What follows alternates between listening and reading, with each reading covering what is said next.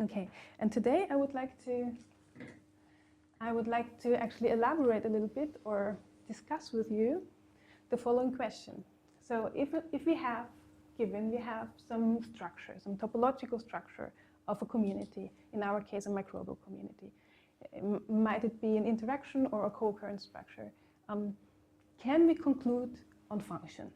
This is, the main question I would like to put forward. And what I show you here is a co-occurrence network, a network we got from one of our studies on biofilm communities. And I even, colored it a little bit in order that you get some intuitive feeling about the clustering structure. But really, if you look at it, I mean, like, what sort of information is it actually giving us, right? And the question is it something like a food web, right? Where, everything has its neat little adapted space and everything is working together well in terms of a community. And it would be worth considering the topology to find out something about the function. Or is it more like, a ball of yarn where, interactions are more or less randomly represented and there's not so much of a structure to actually go for and look for function. Okay, so before talking about function, I think we would have to consider three fundamental questions. The first one is, if we look at such a representation, what does the representation itself tell us about the community structure, right? So the question, so what do I actually look at? What information can I actually get from this level of description? The second question would then be like, given we have the community structure or we have some knowledge about the community structure, can we really go for function? And function might be something at very different scales, right? So we could probably think about function in terms of organization of biodiversity, or about function something like community persistence or productivity or information flow, if you will. Or we go to a smaller scale and we say, okay, we would like to look at different species and see how these actually contribute to the entire community, something like keystones or so. Yeah? And I think these two questions actually come in a sequential logic from the more fundamental question, which is actually how these communities actually assemble, right? So because if we knew how these communities assembled in a rigorous way, we could come up with hypotheses what is neutral and what is adaptive, and from that sort of infer our ideas about function, right? Okay. Now I was actually with this first slide, I was actually touching already, I think, the three most fundamental questions of humanity, which is who am I and what is my fate and where do I come from, only applied to networks. And these are open questions, and these are open questions in humanity and also in science. And I would like to sort of take the major part of this talk actually to review a little bit, in a sketchy way though, what ecology theory and what network theory could actually provide in order to get to answers to this point. Yeah? And so, so addressing the first question, where do we come from? So how do these communities really assemble? Yeah? And instead of starting out with the different lists of different ideas that are around, I thought, well, I show you the faces behind these ideas, and these are obviously just few faces, and there are much more people working in the field. But so I would like to actually consider these different ideas to find out if we could apply this to find out how microbial communities assemble and which the driving factors, like the major driving factors, are in this context. Yeah. So the first two guys here, they are most of these people didn't actually work on microbes, but they're macroecological people. The first two guys were botanists, Frederick Clemens and Gleason, and they were working on succession, for example, like how species after the other sort of come together to make up what we see in a given instance. And Frederick Clemens had this idea of a full determinism, so everything was determined, and he compared these succession streams to developmental processes. And he had this idea that in the end, there was something like an organism, the climax vegetation, which is actually, coming from, and everything was deterministic. So like this is a strong statement, obviously, right? And it has an opposition, which was Mr. Gleason. He said, no, there's nothing about determinism. It's the same field. It's also botanist, yeah. So everything is just happening by chance. So there, one species after the other is just a random process. Then, in terms of community assembly, I picked up these two guys. Stephen Hubble, you probably all know, with his neutral theory, where he's saying that, once you're on the same trophic level, everything's happening by chance again. So these guys on the same trophic level have the same dispersion rates, they have the same chances of extinction, and so on and so on. And opposed to that, Jared Diamond, who is actually saying that what we see is rule-based, and it is based on competition. So if we see two niches that have a very little overlap, this is practically some result of some adaptive process, in a way, right? It's in a way a mild form of what Mr. Gause was postulating, his competitive exclusion, where he would actually say, and he was really working on microbes, where you would see, niches not coming up because there's a lot of competition going on. So very strong local interactions that would determine how the community actually looked like. Then we have, of course, Matthew Leibach. He's a mysterious person. He has no birth date. I didn't find any in the... he's saying, so we're not so much, the local interactions are not so much the ones that are really structuring our communities, but it's more about, communities influencing other communities, and the entire thing is what's called a meta-community, and then, things that go on in one spot are, so to say, not so much happening not so much on a local level, but, influenced by all the different other communities. And we have been talking about niches now already in the context of Diamond and Gause. So this is why I also wanted to bring these two guys here to the front, which is Mr. Hutchinson and Mr. MacArthur. He sort of defined a niche in the form as an n-dimensional volume, as they say, and the coordinate system, so the n dimensions would be resources, other animals, and environment. And this guy would work a little bit further on this concept. He was a statistician, and he actually introduced these distributions of utilization, where you could then find, different distributions overlapping or not overlapping anymore. So in terms of what we can learn from ecological theory, how microbial communities constitute and what the driving factors are, obviously there's nothing such as one idea, right?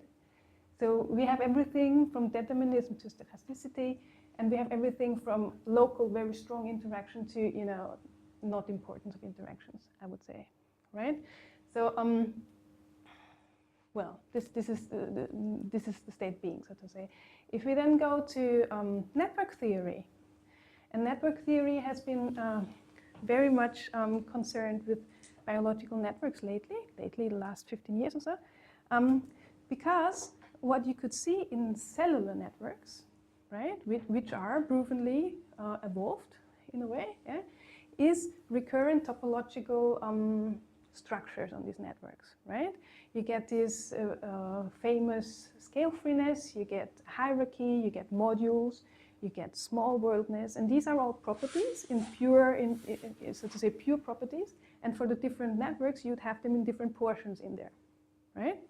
And so people were interested in how, particular, for example, the scale freeness arises, because scale freeness regards to the degree distribution. The degree distribution, a degree of a node is actually the number of interaction it has, right? And a degree distribution is, so to say, the frequency of nodes with degree x.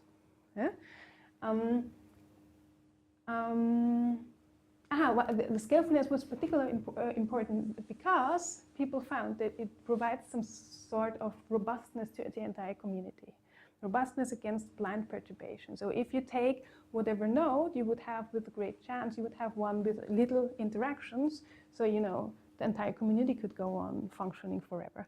Yeah. So on the other hand, if you were, smart and you took one of the hubs, so these that, very few nodes where you have a lot of different interactions to the outer world, yeah. So then you could probably just, shoot the entire network quickly. And here we have a null model of how, this sort of topological structure arises. And the processes involved or minimal processes. Involved are what's called duplication rewiring and the rich get richer. And they fit very well with biological intuition. So what you have is a little network here, and this guy gets duplicated. And this is happening in the true world, right? Genes get duplicated. So you have two of the same thing, and the offspring inherits all the edges from the mother, obviously. But then evolution sets in, and there's some divergence process going on, and one of the two will be different, more different than the other in a way, right? And it might lose some affinities for interactions if it's, for example, a transcription factor or so, and gain other ones. And so this is the rewiring process. So this works very well with like the biological ideas of how evolution proceeds in genomes. And then the rich get richer is just a numerical argument where you say, okay, a guy that has many interactions and many first neighbors has a higher probability that any of these first neighbors duplicate, right? So it has a higher probability that actually this node is getting more edges, even more, right? As opposed to a guy that has just one single interaction partner. The question is now if this is applicable for ecological networks, right? For microbial interaction networks. And I picked up one particular work here because Bascomte and Stufe, because they say it's actually not happening that way. What they propose is something like you have some minimal modules in the beginning. These are called trophic modules, where you have these things that you recurrently see in food webs, right? So these are, for example, omnivories, so you have one guy eating on two targets, so to say. You have this typical three trophic food chains. This is this, right? And then you have intraguild rotation. These are these cycles where everybody feeds on the next one, so to say, or you have competition. And these modules are in a way robust and functional, right?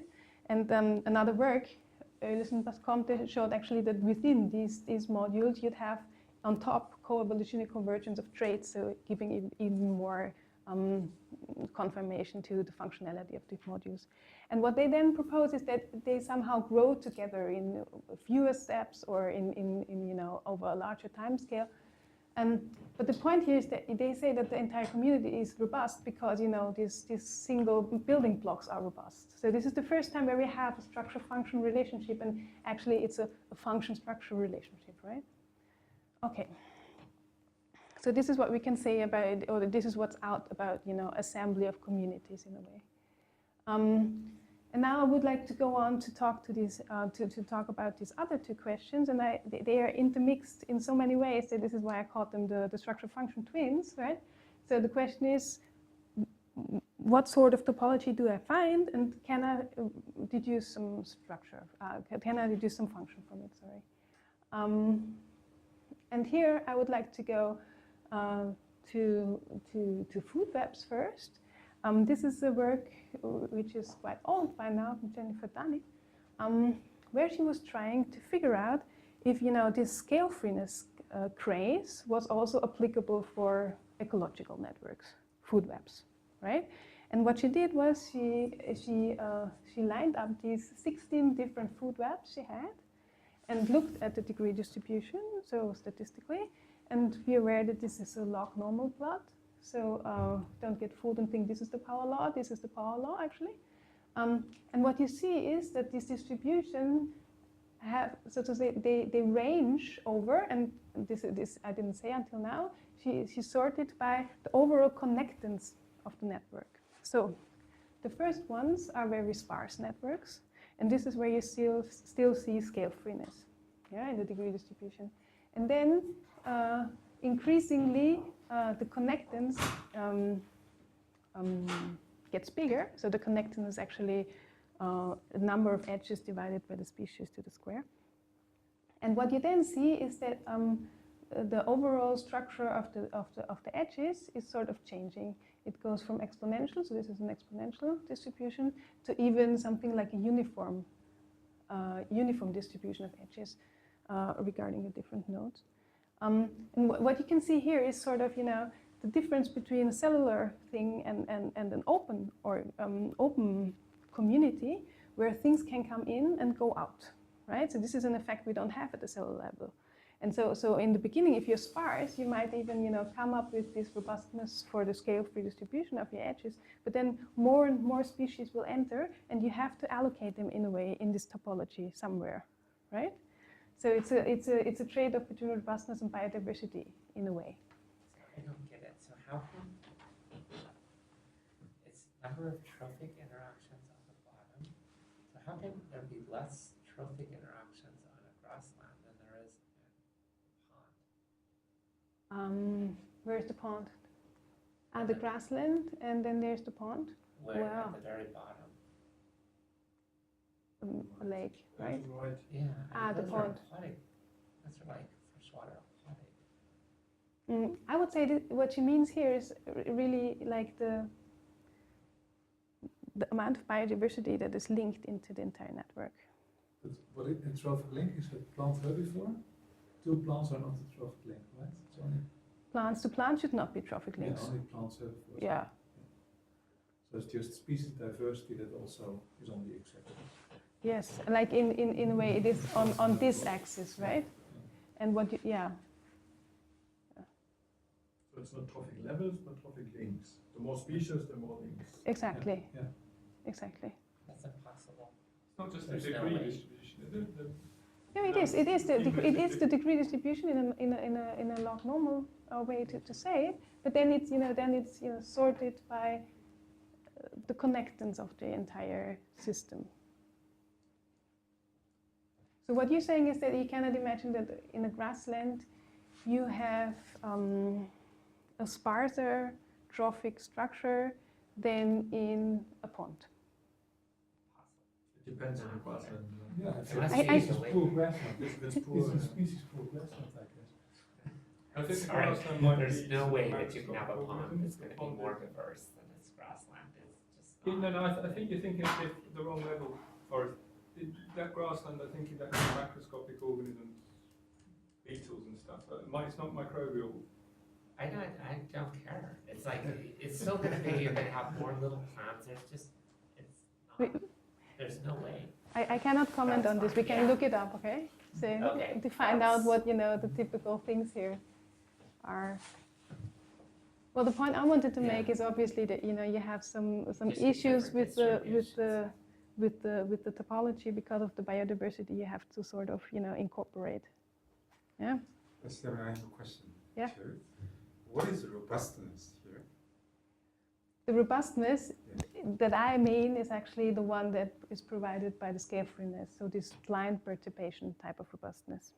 Do I see any evidence from this graph? No. Okay. You see in such a way that you know that there is more connectance down here than up there, and you have power laws up there, and you don't have them down there. Well, that's the second question I want to ask you. So the different slopes here and different shapes, what does that tell us? So this is what I thought I said already. I'm sorry. These are the power laws in a way. So these are scale-free distributions. Then once they get straight, this one, this is an exponential distribution of the edges. And then once they start to bend outward, this is effectively a uniform distribution of the. What's the mechanism? Explain that. What's the mechanism? Well, this is what we're asked for. Okay, yeah. Never mind. Okay. This is exactly what we're asked for, I would say.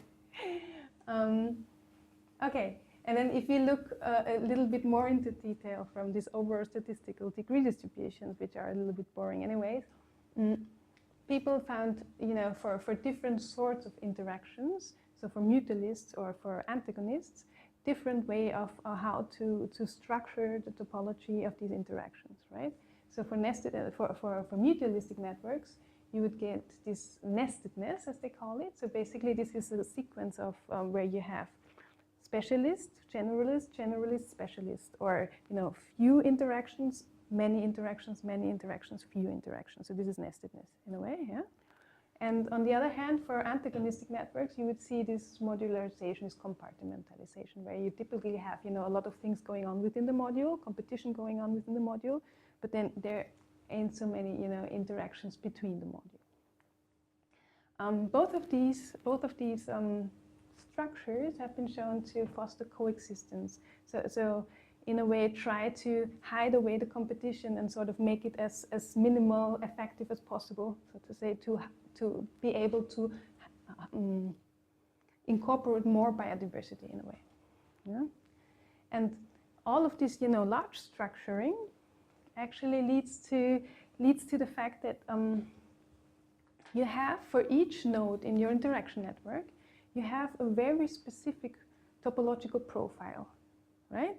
Because the different positions actually come with different topological measures attached to it, right? And this is one thing that people have been trying to exploit in this work, where they were trying to look at the mutualist networks again, and were trying to find out which of the specific positions would contribute to the nestedness. Yeah? So they did this in a computer experiment where you could take out the different species and run the entire simulation and see if there's more or less nestedness afterwards in the entire community. And very interestingly, what they saw, so the first thing that they saw is that the contribution to nestedness is not uniformly distributed, but it's sort of like this distributed actually. But what they then were checking was, in a computer experiment, if you would perturb this entire network, which nodes were those which nodes were those that were actually most fragile in the network. And this is what you see here for plants and for pollinators. So the white curve is those nodes that were actually surviving, even though they were perturbing. And the colored ones are those that were dying, right? And you can see for both that, you have for those that are having a very high individual contribution to the nestedness, to the overall nestedness of the entire topology, yeah? You would see that these were also those that were with a higher tendency going to die out. So those are they are contributing to the community, but they're also more fragile because of this, right? This is just, a structuring type of thinking. And this was further exploited in another work, Olsen here, where they were trying to look at the connectivity, if this connectivity would actually matter in order to be more important to the community, be keystone perhaps even, right? So what they were doing here, were they are plotting 29 networks of pollinators, and these are the different species of these 29 networks. And they were sorting them according to their connectivity between modules versus the connectivity within modules. Yeah. So again, this idea of a heterogeneous local topological profile, and then you can sort of give names to the different quadrants. You can say somebody who has a high connectivity between the modules. Right? What is the model here in this case? A topological module, something that has more links within than towards other modules. Okay, some criterion. Yeah, something like this. Wait, something like this actually. This is a module. The definition depends a bit on the structure of modules depends a bit on the definition. Exactly. It's a little bit heuristical, but basically it is that you have more interaction within the module than between the module, and this will give you some some local densities in a way. Yeah. So if you have many interactions between these modules, you would be what they call a connector. Or if you have many interactions within a module, the blue ones, you would be something like a module hub, right? Or if you would have interactions all over, then you'd be a network hub.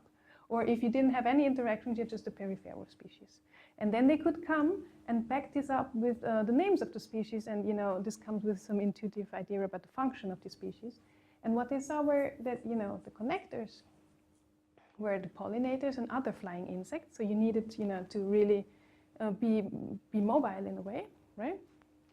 And the module hubs, so those that are organizing some microenvironment were the plants. And interestingly, I thought the network hubs were mostly social bees. So you have to have another degree of complexity to actually, integrate all these interactions in a way. And what they propose is, of course, to take specific care for the connectors and the network hubs in order to keep your environment going. Both of these works sort of have this structure-function relationship based on this heterogeneity of the specific positions, so to say, of the different species in an interaction network. Stephanie, Yeah. these individual data points Yes. presents Species. one species? Species. Ah. Species from the different 29 networks. And then they were just looking in the associate networks, looking if they were highly connected between nodes or within nodes, So, within modules, this sorry. color coding Yeah. indicates different type. No, the color coding is actually, I would say it's something, ad libitum, more or less. It's just, trying to make a quadrant and putting some, names to it in a way, these connectors and more. But I mean, it has some reason to it, right? So if I have a lot of interactions within a module, I might be a hub in a module, right? So this is the blue ones. It's just, to see better, I would say. Okay. And now, there are things happening. Okay, okay. So these all have been works that regarded macroecological systems, right? We are really interested in how microecological, so microbiology communities actually work. And the problem here is that we don't have much knowledge on the causal interaction patterns of medium, decent, complex communities. Right? So one thing I wanted to show you, but it seems to it is not of so much importance. So this was just like a scheme for what I would say one of the best practice examples of how to actually causally resolve microbial interaction patterns. So if you forget about all the different, the wrong encoding of the names, so basically what this came from was a 20-year-long lasting co-cultivation experiment, where people after 20 years, when they considered, this is really stable, tried to find out, the different species that are involved in here and how they were interacting. And what they found was a system with an autotroph. This is Nitrospira here, and attached to it several populations of heterotrophs. And they could actually work out with metatranscriptome and metagenome, but in this particular case metatranscriptome, how the interaction fluxes would go. So Nitrospira is actually oxidizing nitrite to nitrate, so NO2 to NO3, right? And this is actually the entire motor of the mini system, yeah. And then it produces, of course, organic compounds, and this is what you should see here. So all the compounds are shuttled out because actually Nitrospira is building some biofilm-like structures, so it puts out everything, right? And then this other species, the green one, actually has according transporters to shuttle all these compounds in and live on them, right? So this is a one-directional thing, but it is not unidirectional in general, because what they found out, and this is the upper circle here, is that these heterotrophs were able to reduce NO3 back to NO2. Right, so and the problem here is that NO3, so this is the product, is actually a natural inhibitor of this oxidation. So basically, this guy kept this guy going, right? And in this way, sort of. But isn't this a perpetuum mobile then? Yeah, it should not be. Where does the energy come from? One is phototroph, right? From From light. the Nitrospira, right? I mean, the oxidation provides energy, Yeah. but if it's reduced again to the same amount... No, it's probably not the same amount. Not the same amount. I think they couldn't work out this, at this level of detail, because they were just using a metatranscriptome. So, okay. So even though this is the way we would like to have our data, this is not what the normal data look like, right? Like normally, what we get are these abundance data from surveys, from microbial surveys. And this is just because, there is a methodical limitation. There is no way to actually, in a large-scale sense, survey interactions, right? So what people do is they sequence, right? And this is what we get. We get something that has on the x-axis different OTUs or species or whatever, the class you would like to call it. And then we have sampling incidences on the x-axis. This might be time points, or there might be different sites where people sample from. And then you have these concentrations. So actually not concentrations, because literally what we have there are a number of reads that have been assigned to different OTUs. Yeah. So basically, the problem here is that this might be large, or several thousand even. This is typically very, very, very small, so because this is what's costing actually in biological experiment, right? And here we have a very uneven distribution of these reads, because we have from 0 to several 10,000 reads that are annotated to the respective OTUs. And 0 on top of all is not informative, because 0 is not necessarily meaning that there's none of them in the site, but it could just not have been found, or there's some bias and you don't see it, right? So this is a typical underdeterminant problem that we're facing. And now instead of calculating a large solution spaces, which we then could cut down because we don't have any more additional information on this, what people do is doing this, trying to find through correlation if any two of these OTUs will be closer in appearance, also in occurrence actually, than others, right? And this is what you end up with then if you have co-occurrence networks. And in principle, it's a nice approach regarding all these difficulties of finding interactions in a causal way. But the problem is that any two co-occurrences or co-presence patterns are not necessarily due to interactions. And this is one thing that one has to keep in mind, right? So this is this very famous wheel of Caroline Faust, where she was showing that microbes have all the same different sorts of interaction as macroecological animals as well. And this is what we would like to have, or to get actually with our co-occurrence approaches. But really, we get a lot of different other things, like, for example, environmental gradients that actually drive the entire community, or you get some stochasticity or some basically just some niche overlap, right? And the problem here is that you cannot differentiate by just looking at the co-occurrence network which of the factors actually gave you this correlation, right? So there's a methodical limitation on that. But however, and this is where finally my own work and work of my group actually comes in, we thought, this is more or less the best approach, or the best method we could apply on our abundance matrices we normally get. We would try and see how far we could actually push co-occurrence in order to get out some function of microbial communities.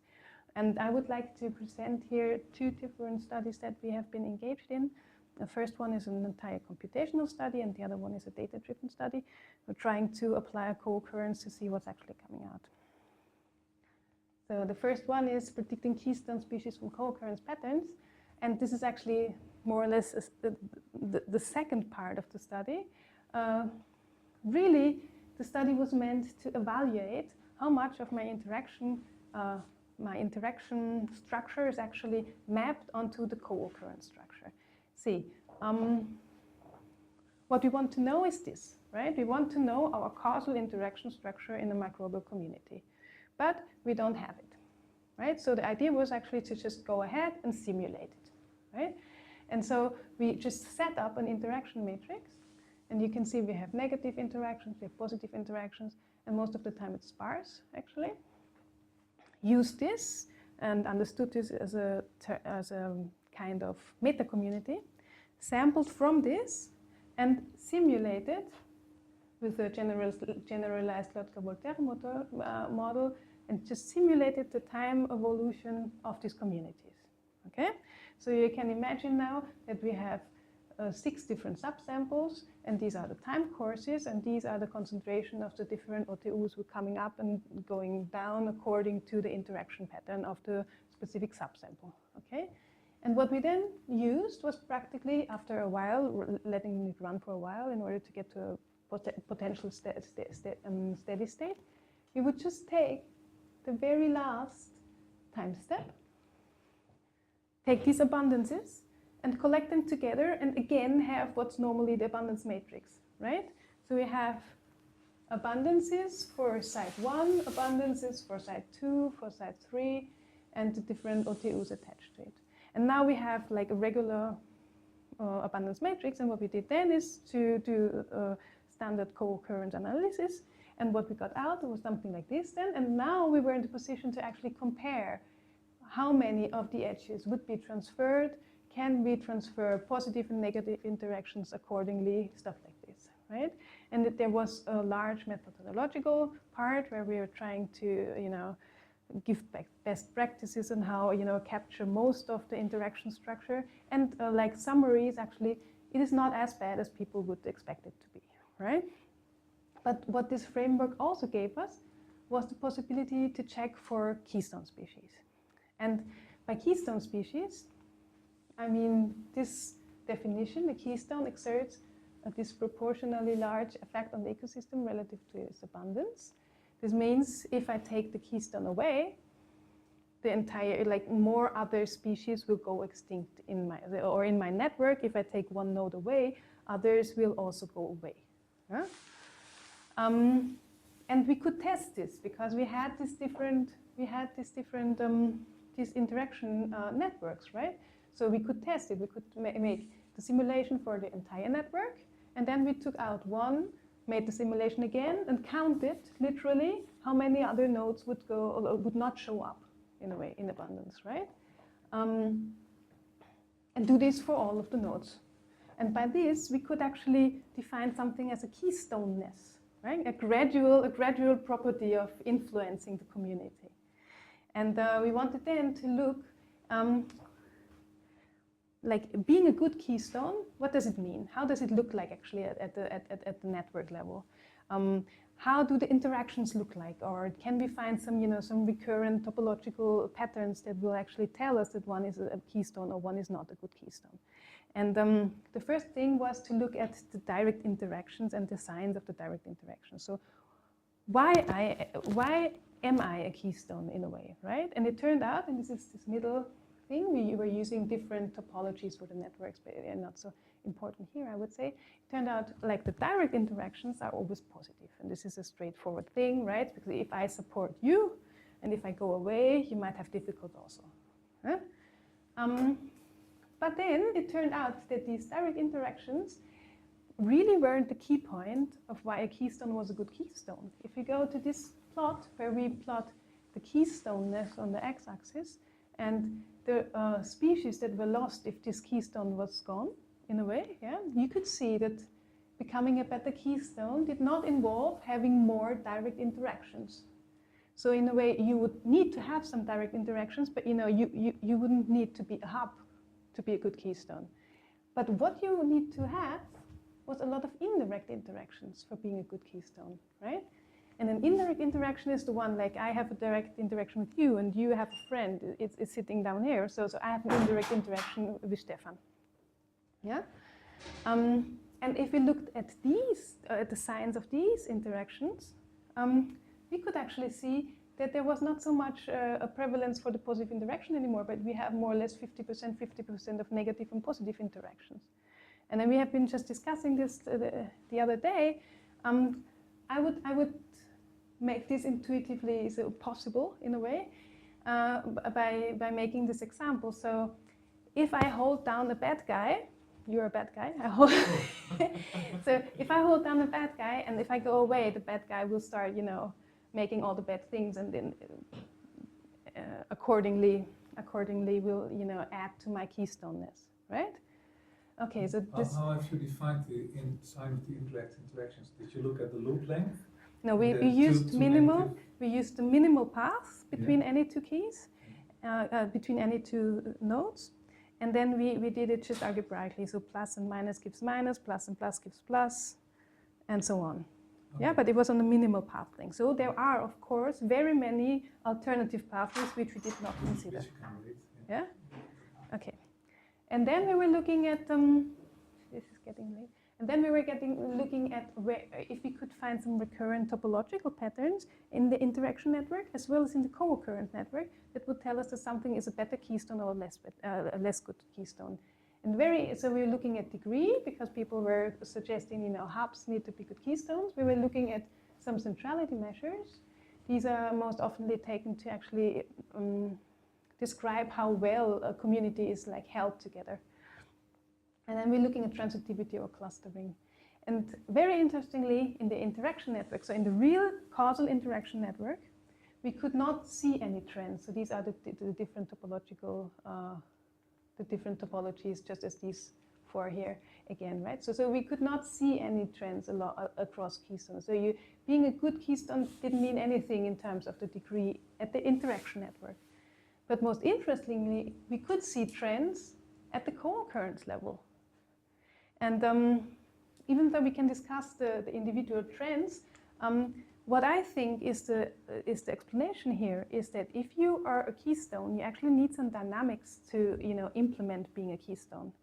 And if you look at the interaction, then this representation is not integrating so much of dynamics. You might have some weights or signs on the interaction edges, but you don't get the feel for what's actually happening. What you need would then be things to happen or a simulation alternatively.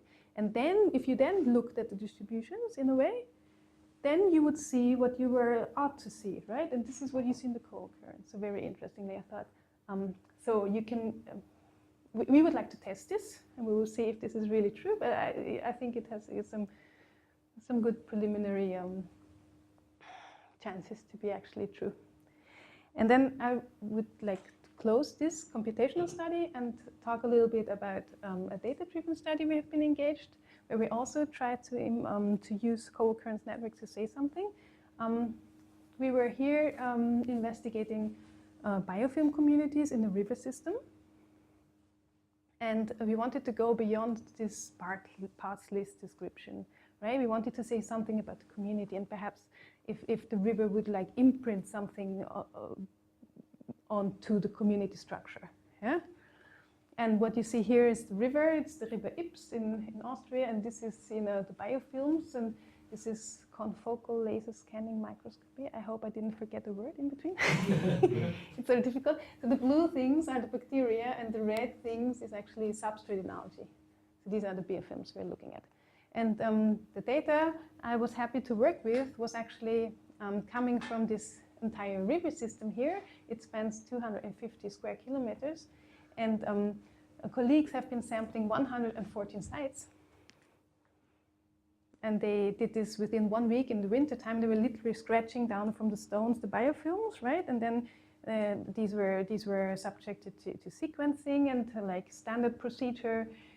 In the end, they came up with 1,005 OTUs, this site, right? And they were attached to 126 bacterial families. So this is sort of the biodiversity we had to work with. And I got the abundance matrix again.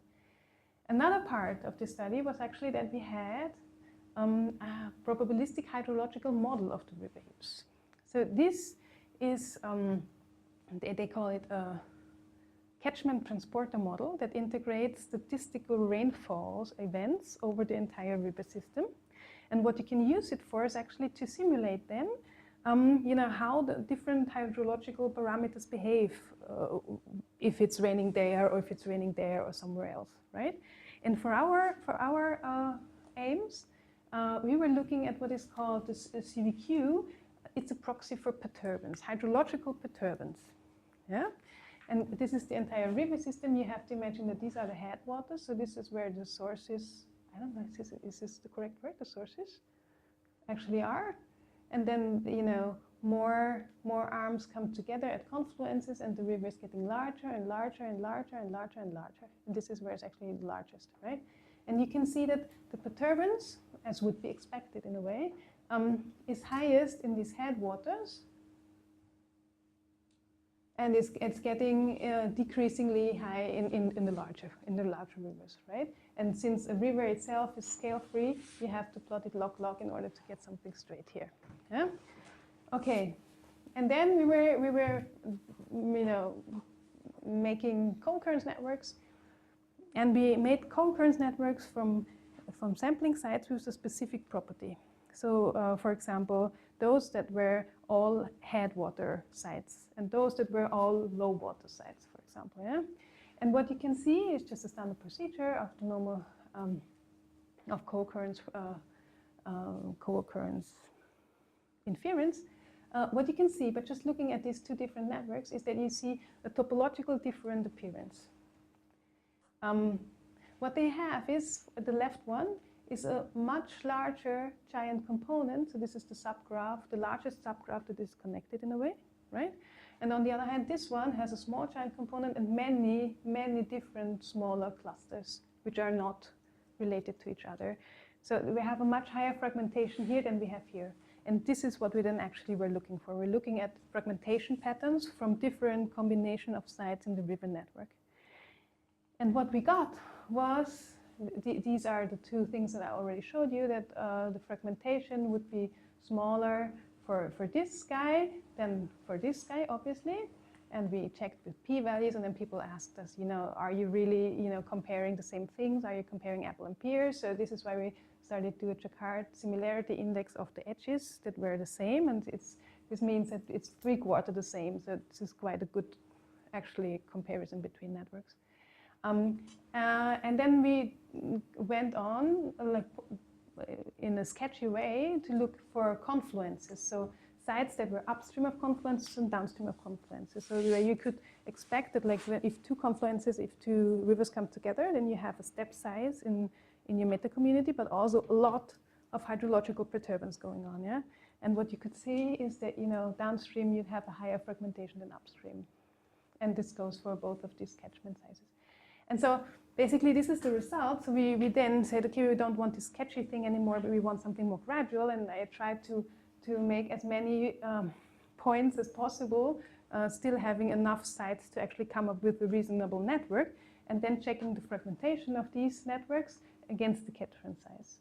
And what we could see was this interesting picture where we have high fragmentation in the headwaters and high fragmentation in the very large rivers, but then there is an optimal region in between, optimal for co-occurrence. We would like to have it as optimal for interactions as well. And it goes in hand with some experimental data on the biodiversity there, so there's a maximum there. Now, the idea is to come up and have an explanation for the fragmentation, right? So the headwaters, I think, are easily explained, because we go back to our model, to our hydrological model, and we look back on the perturbance, and we see there's a lot of perturbance in the headwaters, and this is why the fragmentation is actually happening, right? But a much more difficult thing is actually the large waters, right? So there is no more hydrological perturbance happening there. So what's really happening there? And we have only a hypothesis on this. I've been trying to talk to people about it. What I plot here is the discharge response time. So this is how long the river takes to actually respond to some rainfall events. And it's sort of a proxy, right? It's increasing, obviously. So for the large river, it takes a long time to actually respond to things that happened up there, and a small river does not, right? For me, this is like a proxy to the meta community, so a proxy to the structure of the river in a way. Yeah? So what we hypothesize is that, in the large rivers, you have such a large catchment and such a large meta community that you literally don't know what is washed down. And you have a stochasticity that actually comes to the same effect as the perturbation in a way. Yeah? But this is just hypothesis. I would love to talk about this in private discussions. And then we just wanted, and this is the last. This is basically the one before the last slide. I'm sorry about this. So then we were actually looking at this fragmentation. We wanted to understand how the fragmentation happened. And what we did was to look for topological properties, and we found a topological property which is not readable here, the betweenness centrality. The betweenness centrality is a topological property that's actually coming from social sciences, and that's what's called, high betweenness central nodes are called gatekeepers. Those that know everybody but are not involved in the different modules in a way. And this betweenness centrality would linearly relate to the fragmentation. Sorry about this. To the fragmentation of the entire network. So those species that were high between the central had a large effect on the fragmentation. And then we were looking at who these species were, backing up, so to say, with biological information, and we found like 3 or 4 different families, and one of these is Saprospiracea. You cannot read it here. But it sits literally here. You know, these nodes are sized by their between centrality. It sits literally here and holds together this part of the community as well as this one. And Saprospiracea has species that are actually freshwater species, good. And then also feeding on aromatic compounds, which are also okay. But most interestingly, they also provide a lot of EPS.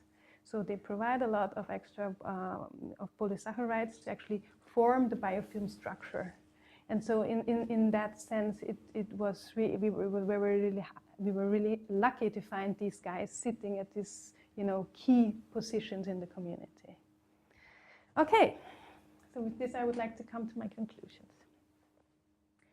I've been trying to elaborate a little bit on this problem of if we can say something about a function, if we have an interaction topology or a co-occurrence topology. And I would say it's fair enough to say we can get to a specific point, right? We have to keep in mind, I think, that, you know, function might be something at different scales, but I think it is particularly useful to exploit this heterogeneity of the different nodes because of the topological structuring of the communities in order to find something about, you know, function of different species, actually. And if we had, and this is just, you know, something in the very far future, if we had some, you know, parametrization of all these interactions, we could even, you know, we could even simulate the dynamics, so everything would be happy and everything would be fine. But really, before we can have this, I think the most important part is here that we need some causal understanding of the interaction structure, and I think this requires very much some experimental methods that are developed that can be upscaled. Yeah, so that we can, you know, survey an entire community and say, okay, most probably we have this and this interactions going on between this and this guy and this and this guy, and, you know, getting a sketch, you know. Then in the end you have to go to the lab, of course, and verify all of this stuff, but, you know, getting a sketch of what's really going on in the community, I think this is the most important part, actually. And with this I would like to say my thanks and my acknowledges to people from the group and co-workers and cooperators, and these are actually these 2 papers, and you can check them out if you're more interested in them. Thank you.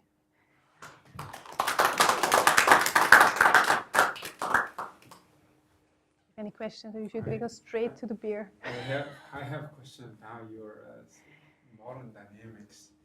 What kind of assumption goes to that equation? The one for the study? Yeah. The assumptions are basically just a generalized Lotka-Volterra. Sorry. Here. Right?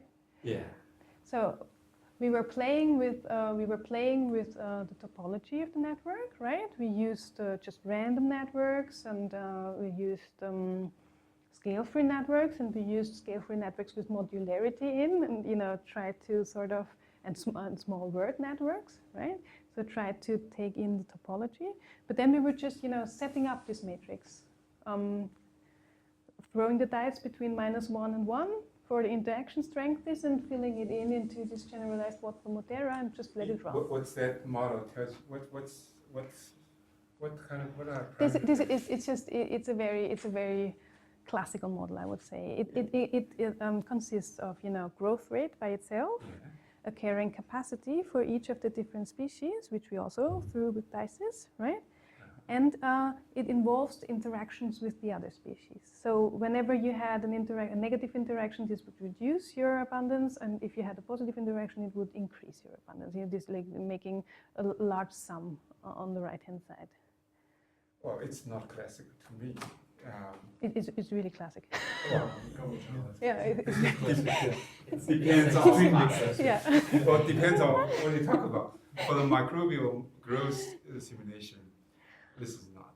You know, we simulated microbial growth rate as the dependence on, say, the rate of ATP synthesis minus meniness. So it's like the first time I saw this. This predates even knowing what ATP is. Yeah. Right, it does. It's like fission beans. Yeah. It's really the oldest thing you can actually my point think of. if I read this is this applicable to microbial growth? Can you apply to Well, bacteria? you know, this is a good question. I mean, it has, you know, it has some growth rate, it has some carrying capacity, and has some interactions. And this is how the model is put together. There's nothing such as, you know, a real. Goes wrote an entire book where he proposed this model and then fitted exceptionally well to a whole bunch of experimental systems back in 1930. Yeah, because close to an equilibrium, it'll be a reasonable approximation to a lot of models. Close to right? an equilibrium, it's just a linear form. Yeah. Well, But far from equilibrium, it might be very different. that all. Yeah, this is for sure true, Yeah. right? But then we were just, you know, we're just looking to actually get to the equilibrium and get something, you know, in order to build up this abundance How did you get the matrix. alternative states? You got the same set of parameters, and you ended up with multiple. Yeah, no, this is separate because we characteristic actually, states. it's not the same set. This is like the meta community, and we subsampled with Right, different so you overlaps. Get some interactions fixed and varied others because No, we didn't vary any. So basically, we subsampled, okay, say inside 1 we have species A, B, and C. Inside 2 we have species B, C, and D. And inside 3 we have species A, C, and D. And then taking the interaction structure that is below it, right? And then, I'm not sure that really corresponds to the real world, does it? why not? Because I guess the interactions themselves determine which species coexist, rather than you're randomly choosing a set of species Yeah. under the same set of fixed interactions. But then, you know, you know, what you get from this different from this subsampling is actually, you know, Some things will drop out anyway. yes, exactly. So the things will drop out, and you will not get some indirect things, or you, yeah. So Alan probably doesn't remember this, but 6 years ago we wrote a very similar paper. Ah. I But don't we, remember it. you don't remember it at all? I do remember it. All Well, right. we actually been talking about this. Yeah, we published it. But we just answering the same questions, but we generated communities in a different way from an evolving food web model rather than the. Yeah. We have so been- I we think- have been And discussing we invented our own index. You know? Yeah. But I mean, we have been talking because I mean, you know, that's what, you know, so that's why I think I don't quite like taking these fixed networks, right? Because I think, and this is Yeah, an yeah, of assumption course, that yeah. scale-free networks Yeah. are important, which is I think. Yeah, but and like, this is why we use different So- topologies here, right? So we didn't, you know. So I think it's So I think anyway. Well, you know what I think. I had a question about the approach. As I understand it, you take a topology and you try to reduce the function. But For other what? way For around. for the second? Sorry, I didn't hear it so first. your Sorry. for most of what you've shown, you, Mhm. you have a certain topology Yeah. of a network, and Yeah. then you try to reduce The function. the function. Yes. Another approach could be to take the function and see what kind of topology develops out of it. Yeah. Have you also thought about No. this And you know why? reverse or engineering approach? Yeah, right? I see what you're saying. No, you know why? Because I would actually say that this is not a unique mapping between structure and function, right? So you have a structure, and the structure isn't, there's nothing such as a one-to-one mapping. You have one structure, and it can give you a lot of different functions, right? So in a way, if you go back from the functional level, it's like a genotype-phenotype mapping problem. If you go back from the phenotype and want to, you know, deduce the genotype, you might come with an entire solution space here, and you don't have, you know, you don't know which one is correct. So this is why I go from the genotype to the phenotype, and not from the phenotype to the genotype. Is that true in this case? I think so. What is the genotype and what's the phenotype? The genotype would be, like in my understanding, the genotype is so to say the topology, and you can, you know, even Microbiologists might argue, I know the functions. yeah. and I want to know, and I want to infer the interaction pattern that is below this function. I think this is the mapping is basically just not unique. You know, this is like an exercise. You cannot come up with with true answers, being sure that it's true. You come up with answers, but then By function, is it a function of the individual species or the function of a network? But a network doesn't really have a function. no. But you're talking about function of a species, right? Yeah. Yeah. If you're not, Yeah. because You're talking about a function of a species, which would perhaps be explicable by how it sits in the interaction network. Yeah, but then the structure of the network is determined by the function of the individual species. No, well, this is the question. Yeah, or the other way around. Okay, should we proceed to the beers?